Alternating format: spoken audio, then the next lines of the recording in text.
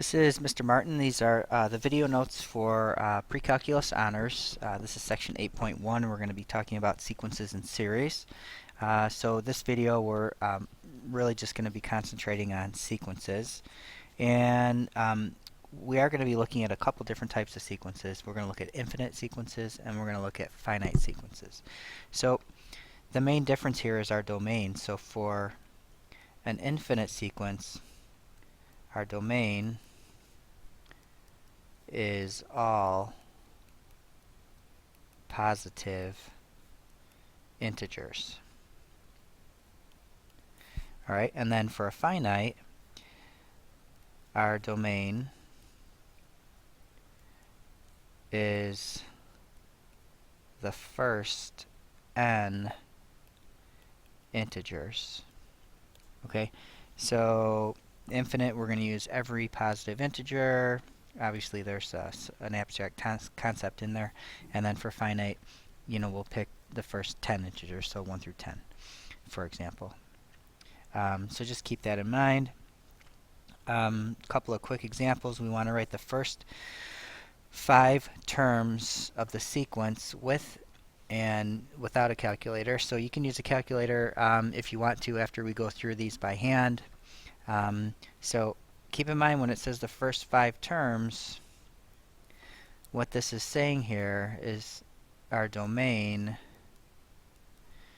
is going to be n is equal to 1, 2, 3, 4, and 5. So that's our domain. So we're going to be generating some finite sequences. So if you want to pause the video and go ahead and work through these, you can. Otherwise, you can go through them as I go through them.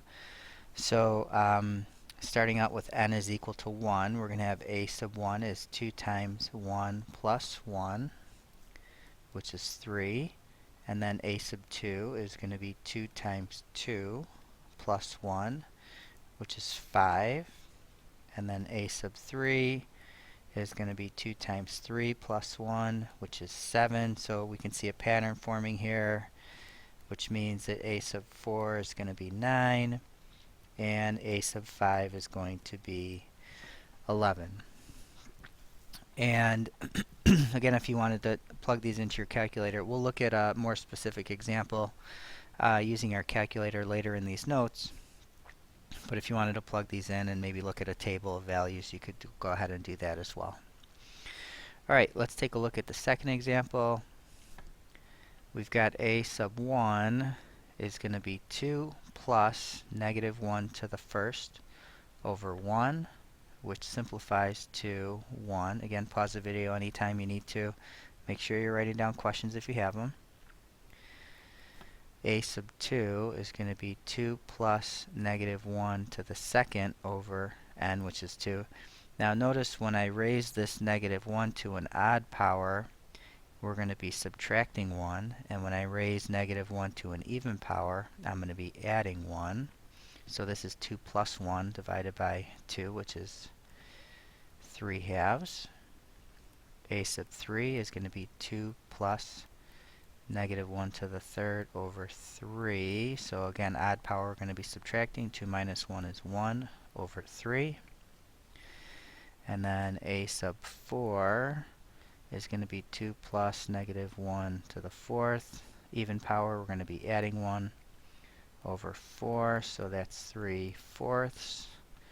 And then a sub 5 is going to be 2 plus negative 1 to the fifth over 5. So odd power we're going to subtract, so 1/5. So that's the first 5 terms that can be generated for these two sequences.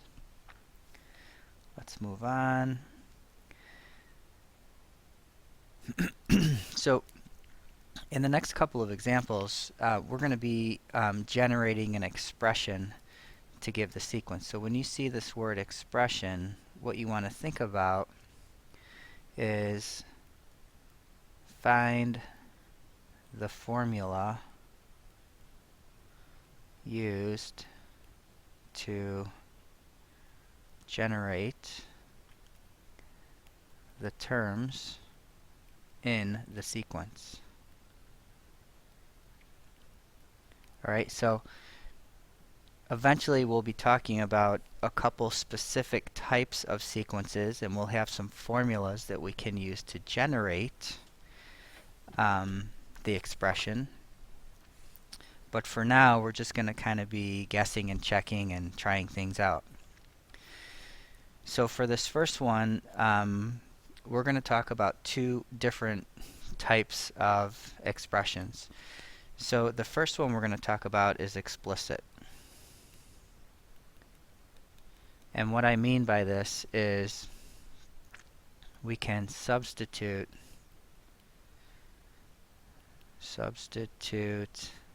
n into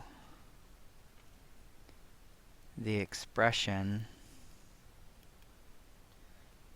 to generate any value. Okay, so if I want the 100th term, I would simply plug in 100, and I could find a sub 100. So whenever I'm working on a problem like this, I'll usually put in my values of n, so I know that I've got 1, 2, 3, 4, and 5, and then these are my values for a sub n. So when I plug in 1 to my expression, I want to get 1. When I plug in 2, I want to get 5. When I plug in 3, I want to get 9. When I plug in 4, I want to get 13, and so on. So somehow I need to figure out how to manipulate my values of n so that I get a sub n. So some of the things that you'll want to consider, you'll want to look at doubling them, tripling them, squaring them, cubing them, sometimes taking square roots, sometimes raising them to exponents other than 2 or 3. So let's see if I multiply each of these by 2. So 2 times 1 is 2, and then to get a sub n I'd have to subtract 1. And then 2 times 2 is 4, but to get 5 I'd have to add 1, so that's not a similar sequence. So let's say maybe I multiply them by 3. So 3 times 1 is 3. I'd have to subtract 2. 3 times 2 is 6. I'd have to subtract 1. 3 times 3 is 9. I'd have to subtract 0. So that wouldn't work. So let's see what happens if I multiply by 4. So 4 times 1 is 4, so I'd have to subtract 3. 4 times 2 is 8, and then 8 minus 3 is 5, so that's the same for both of those. 3 times 4 is 12, so subtract 3, I get 9 again. Let's try one more. 4 times 4 is 16, subtract 3. So it looks like if I multiply n by 4, and then I subtract 3, I will generate these values. So let's check for 5. If I plug in 5, I get 20 minus 3, and that gives us 17, so that would work. So again, the nice thing about an explicit formula is if I wanted the 100th term, just arbitrarily, 100th term, it would be a sub 100 is equal to 4 times 100 minus 3, or 397. Okay?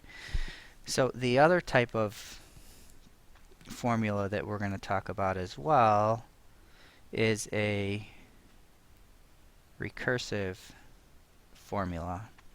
Okay? And for recursive, each term is generated using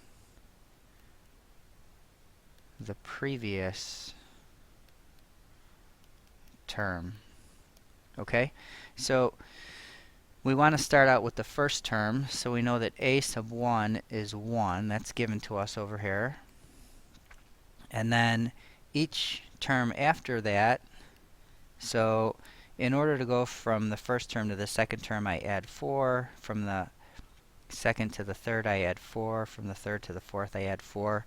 So I know that each term is going to be the term right before it, so the nth term is going to be the n minus 1th term, and then I just add 4 to it. So if I want the 10th term, I need to know the 9th term, and then I'll add 4 to it. So this would be a recursive formula. It's not always as helpful because we need to know every term, all the previous terms to find the next terms. But it is another type of formula that we will use. Alright, so why don't you go ahead and pause the video and see what you can come up with. If you don't want to pause the video, you can just keep it rolling, and I will work through this one. So if we notice, we start out positive, then we go negative, positive, negative, positive. So this is alternating signs. So let's work on the alternating signs first. So to get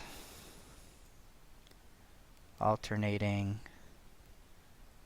signs, we're going to take negative 1 and we're going to raise it to an exponent. Now if I raise it to the n, when n is 1, I would get negative, so I don't want that. So we can raise it to the n plus 1. And then when n is odd, first, third, fifth, then this will be even, which means I'll get positive. Okay, so that's the alternating signs. And then to get the numbers, okay, and again, this is going to just take a little bit of practice. Make sure you're doing as many problems as you can. Try not to get frustrated. So again, this is my n value. I've got 1, 2, 3, 4, and 5. So I want to figure out what I need to do to these numbers to get those numbers or get close to those numbers. And I notice if I cube these numbers, so 2 cubed is 8, which gets me pretty close to 9.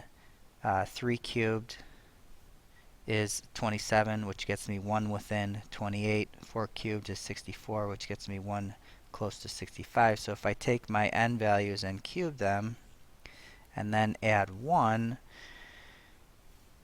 I'll get these numbers. Okay, so therefore, my a sub n is going to be negative 1 to the n plus 1. So this will give me the positive, negative, and then times n cubed plus 1. Again, the more problems you do, the easier these will start to become. So I recommend you do as many as you can. Alright, so I'm going to end this video here, and then we'll continue the remainder of the notes in the next video. Again, if you have any questions, make sure you write those down and ask me next time you see me in class.